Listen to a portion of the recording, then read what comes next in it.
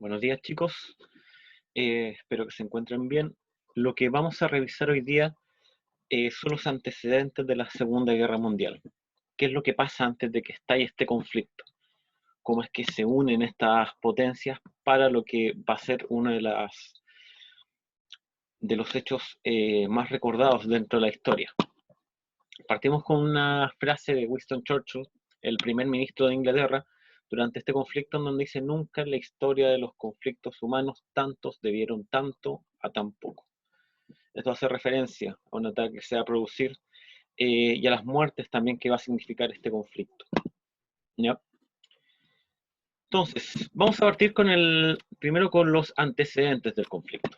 ¿Ya? Durante la Segunda Guerra Mundial, entonces, entre 1939 al 45, se van a movilizar todas las economías y todos los recursos humanos. ¿Ya? Más de 600 millones de personas lucharán en ambos frentes.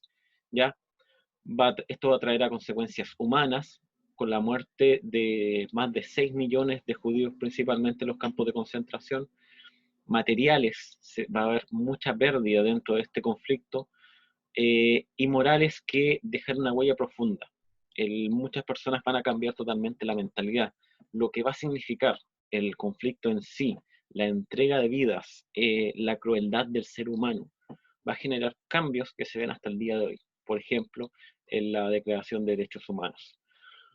El expansionismo entonces fascista por parte de Alemania e Italia, más la crisis económica de 1929, fueron decisivos para darle origen a este conflicto. ¿Ya?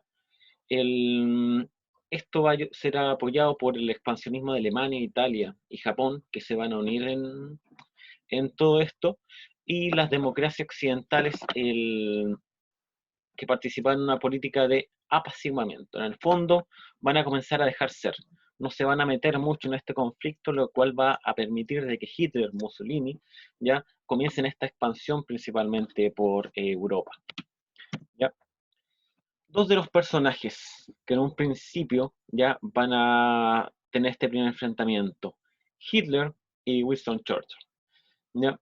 Dos enemigos que van a comenzar a enfrentarse dentro de esto.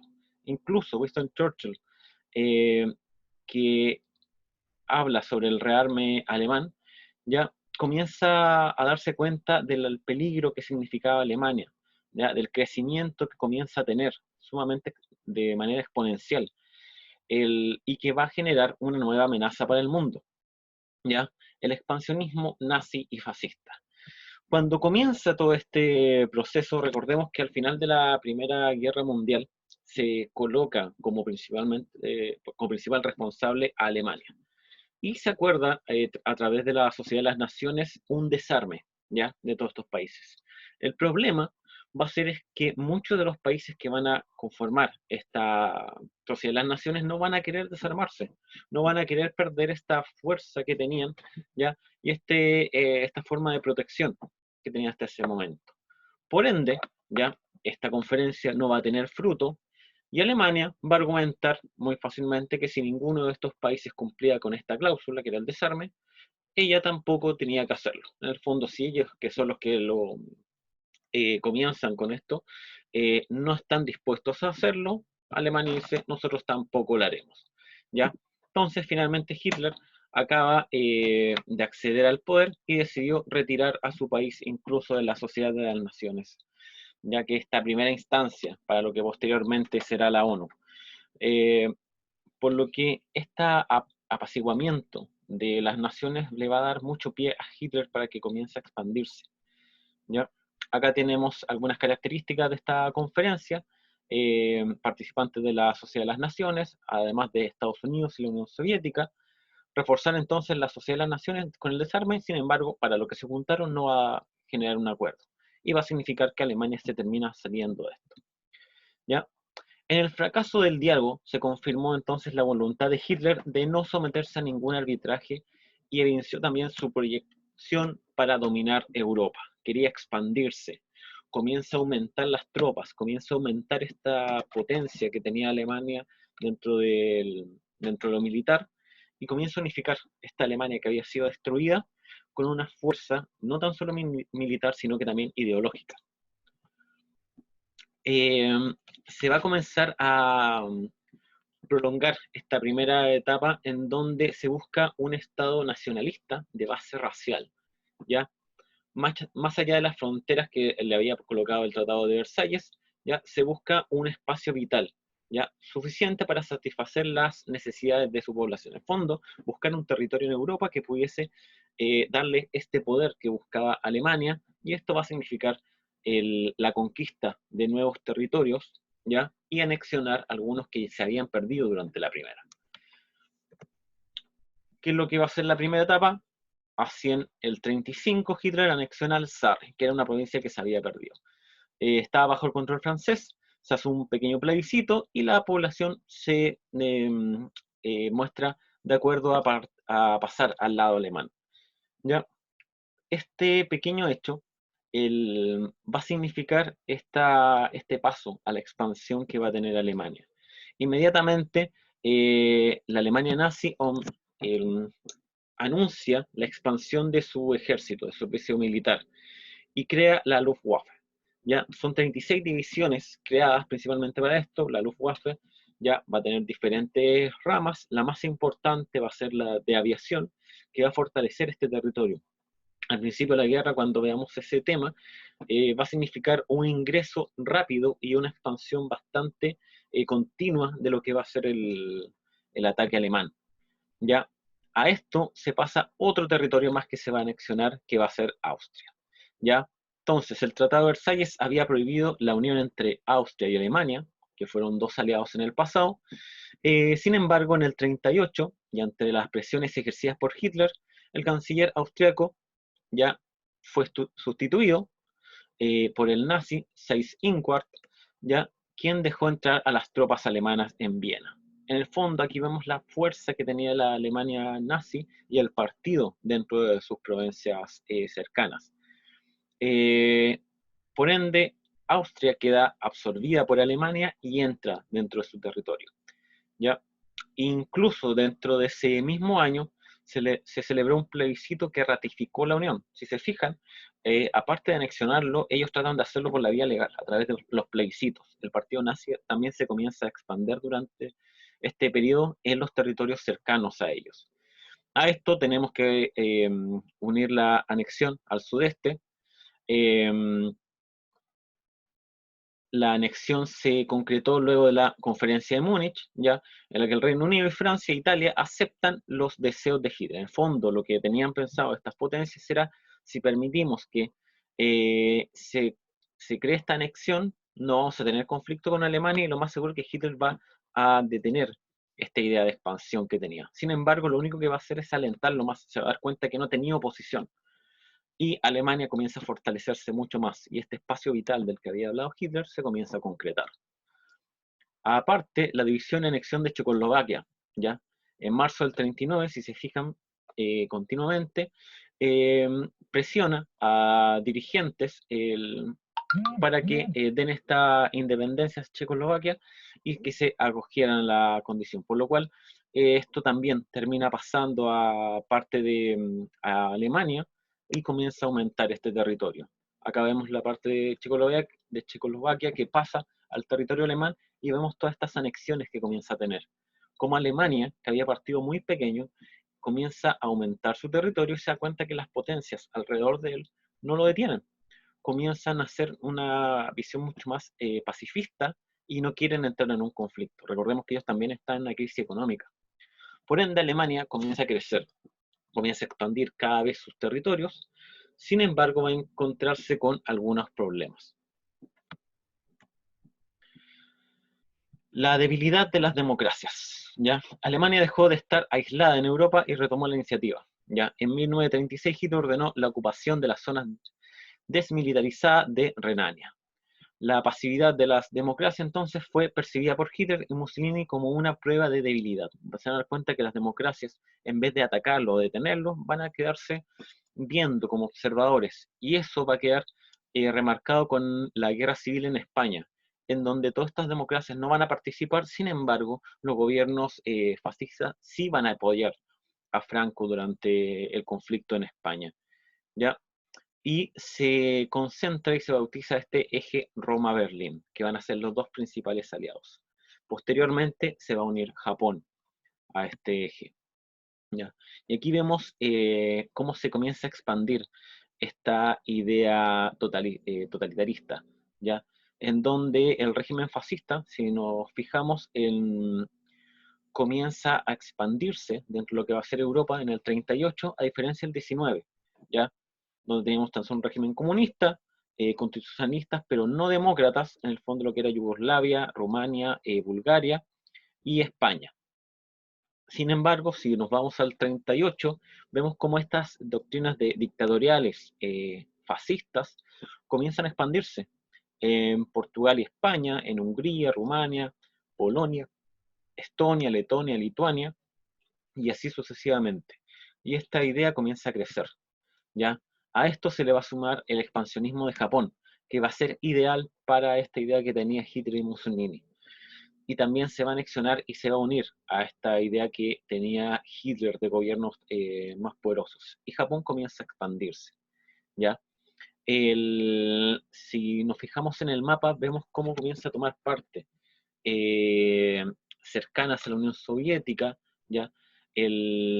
Parte de China, por lo cual comienza a demostrar este poderío, que durante mucho tiempo se mantuvo escondido eh, y va a aumentar sus fronteras. Incluso al principio de la guerra, uno de los aviones que van a colocar los japoneses van a ser los que debiliten más y que coloquen más problemas a los aliados, que va a ser el Cero, ¿ya? Va a ser un avión sumamente veloz que era muy difícil de detener por parte de las fuerzas británicas principalmente.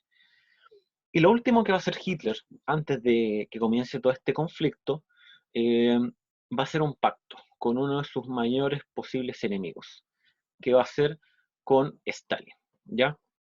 Entonces, ante la exigencia de Stalin sobre Danzig, el corredor polaco, lo que él posteriormente va a anexionar también, el Reino Unido y Francia declararon su apoyo a la independencia de Polonia.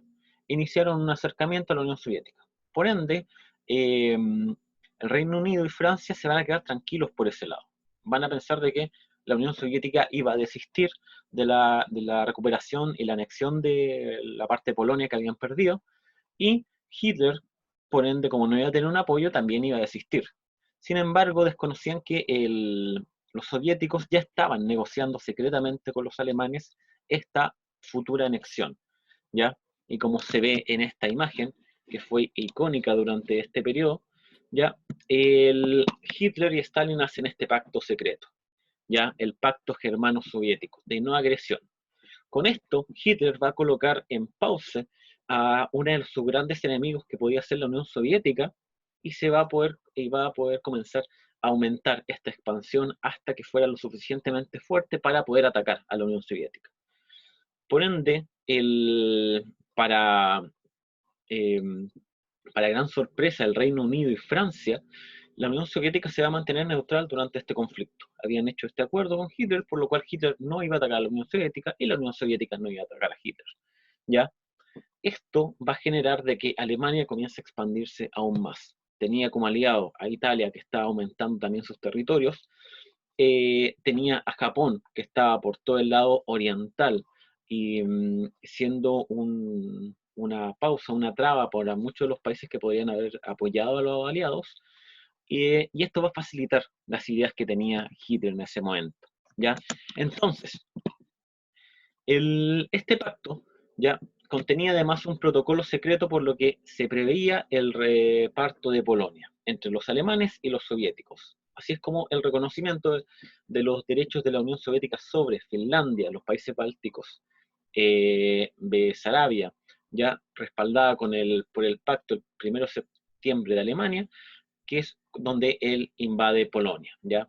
Pero esta vez el Reino Unido y Francia no cedieron, y el 3 de ese mismo mes, el 3 de octubre, se declara la guerra a Alemania. En el fondo, el 1 de septiembre, los alemanes invaden Polonia, se toman este territorio, ya la mitad de Polonia, y la otra parte la va a invadir la Unión Soviética. Y el 13 de septiembre Francia y la Unión Soviética se dan cuenta que Hitler no va a detener su avance y le declaran la guerra. Incluso existe el relato de que Hitler va a disfrazar a soldados alemanes como soldados polacos, y que como que ellos habían ingresado del territorio polaco al alemán, para así eh, hacerse la víctima, ¿ya? Sobre lo que estaba pasando y argumentar de que Polonia lo había intentado atacar. Esto va a ser la gota que derrama el vaso y que va a significar el inicio de la Segunda Guerra Mundial, ¿ya? Esto, el desarrollo de la guerra total, ya, en el fondo, no va a implicar solamente una batalla y la destrucción de pueblos enemigos, sino también la movilización desde el Estado de todos los recursos económicos, industriales y tecnológicos para contribuir al esfuerzo bélico, ¿ya?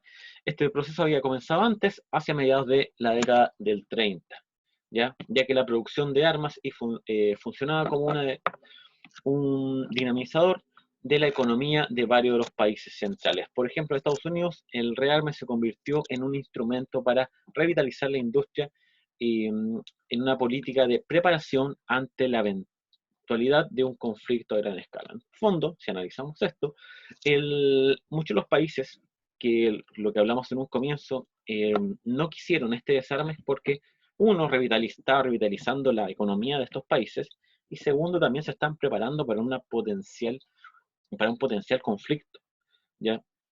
Por ende, esta guerra total significa que todos los recursos que ellos tenían destinados a otros objetivos van a destinarlo totalmente a la guerra, ¿ya? Se van a detener muchas industrias y se van a destinar principalmente al conflicto bélico. Muchas empresas automotrices se van a dedicar principalmente a esto, por lo cual va a ser toda la industria de los países que van a participar que la idea va a ser vencer al enemigo. Se ganaba o se moría en el intento, ¿ya? No va a haber un punto medio en esta ocasión. Acá tenemos en este cuadro, para finalizar, ya, el incremento de producción de armamento que va a tener Alemania, ¿ya? Si nos fijamos en el 28, ¿ya? Donde todavía Hitler no llegaba al poder, va a partir muy pausadamente, incluso a los años siguientes se va a detener el tema del transporte. Posteriormente a esto, la construcción va a tener un estalle. Desde el 36, cuando comienzan ya con esta ideología, comienza a aumentar todo el gasto total y el armamento que tenía Alemania. Y esto va a ser los diferentes países. Alemania va a ser la piedra de tope de todas estas potencias para lo que significaba volver a la democracia y volver a una tranquilidad, ¿ya? Hitler no se va a detener hasta lograr sus objetivos y mirarán con pesar Francia e Inglaterra cómo se detuvieron y no pudieron en el fondo parar o prevenir lo que estaba sucediendo. Con esta política de pasividad en el fondo donde no intervenían, le abrieron las puertas para que Hitler pudiera expandirse y aumentar la potencia militar, territorial, ¿ya? Y además fortalecer los recursos que tenían. En toda la parte de Centro Europa ya hay muchos recursos de metal que va a ser la gran fuente para poder aumentar la creación de armas, ¿ya? Por ende vamos a tener, antes de que comience el conflicto, todo este rearme de las potencias, cómo se hacen las alianzas y cómo una idea en donde se pensaba de que todos iban a ir en contra de una Alemania si se volvía a realzar, no va a ser así. Inglaterra y Francia van a comenzar a pelear contra estos enemigos y la Unión Soviética se va a mantener neutral durante el comienzo de este conflicto, a la vez que Estados Unidos también se va a mantener alejados. Dos de las grandes potencias que posteriormente las vamos a ver como las superpotencias durante la Guerra Fría, al principio de este conflicto se van a mantener totalmente neutrales y van a ser solo observadores, hasta que se cometan los errores de atacarlos y van a entrar dentro de este conflicto. Pero eso ya lo veremos durante la siguiente clase. Espero que se encuentren bien. Ya acá vimos principalmente los antecedentes del conflicto y ya la próxima clase nos vamos a meter de lleno en lo que va a ser la guerra, el desarrollo y la conclusión de la Segunda Guerra Mundial. Hasta luego, chicos, que estén bien y nos vemos una siguiente clase.